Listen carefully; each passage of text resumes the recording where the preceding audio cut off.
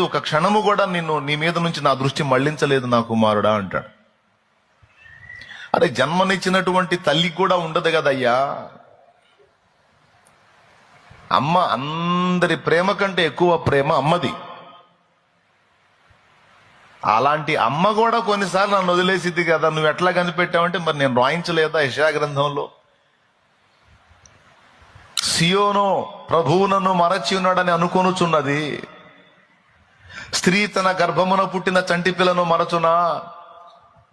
తన గర్భమున పుట్టిన బిడ్డను కరుణింపక మానునా? వారైనా మరచుదురు గాని నేను మరవను అన్నాను. మర్చిపోయావా? అబద్ధాలు ఆడతాను అనుకున్నావా?